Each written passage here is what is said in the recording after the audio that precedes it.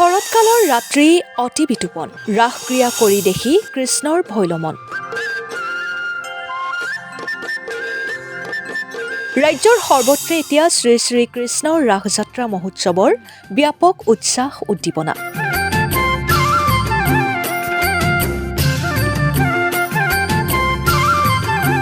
উজনি কি নামনি সকলোতে শ্ৰী শ্ৰী কৃষ্ণৰ ৰাসলীলা কেন্দ্ৰ কৰি দেখা গৈছে পাৰ ভঙা আনন্দ আৰু উল্লাস।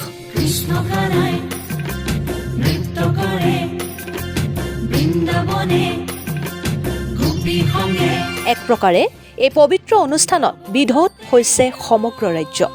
কৃষ্ণ বন্দনাৰে মুখৰিত হৈ পৰিছে আকাশ বতাহ। ইয়াৰ ব্যতিক্ৰম নহয় মধ্য অসমৰ মহাপুৰুষ শ্ৰীমন্ত শংকৰদেৱ গুৰুজনাৰ পবিত্ৰ জন্মভূমি বটদ্ৰৱা অঞ্চলো।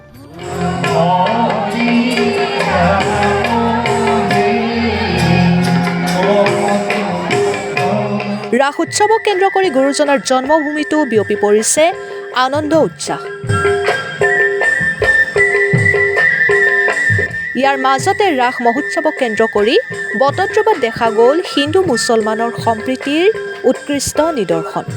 আচলতে শ্ৰীমন্ত শংকৰদেৱ গুৰুজনাৰ অমৰ সৃষ্টি কেলিগোপাল নাটত একেলগে হিন্দু আৰু মুছলমান ধৰ্মৰ ছাত্ৰ ছাত্ৰীয়ে ভাগ লৈ সমাজলৈ প্ৰেৰণ কৰিলে সম্প্ৰীতিৰ বাৰ্তা।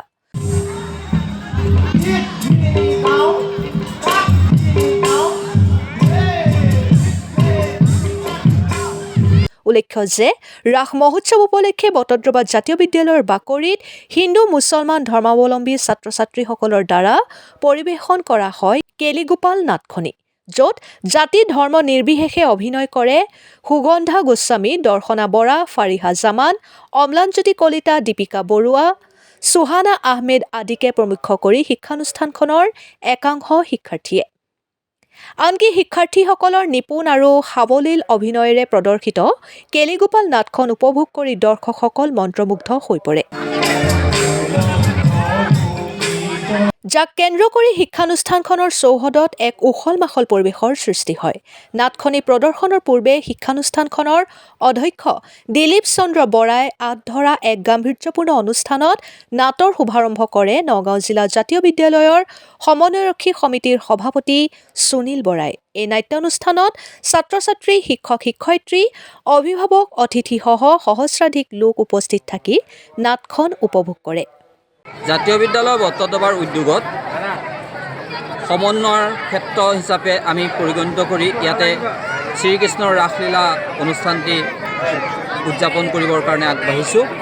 আৰু ইয়াত আটাইতকৈ উল্লেখনীয় কথা, হিন্দু মুছলমান সকলো একত্ৰিত হৈ পেলাই বিদ্যালয়খনত প্ৰথমবাৰৰ কাৰণে এই ৰাস মহোৎসৱ আমি উদযাপন কৰিবৰ কাৰণে আগবাঢ়িছোঁ। ইয়াত ৰাইজৰ যি সঁহাৰি, ছাত্ৰ ছাত্ৰীৰ লগতে স্থানীয় ৰাইজ আহিছে, বিভিন্ন অঞ্চলৰ গণ্যমান্য ব্যক্তিসকল আহিছে ৰাস উপভোগৰ কাৰণে, ছাত্ৰ ছাত্ৰীৰ দ্বাৰা পৰিৱেশিত হ'ব। সঁচাই আজি আমাৰ কাৰণে বৰ আনন্দৰ বিষয়। আৰু এই ৰাস উৎসৱটিক সকলোৱে আদৰি ল'লে আমি ইয়াত কৰা কামখিনিৰ কাৰণে উপকৃত হ'ম।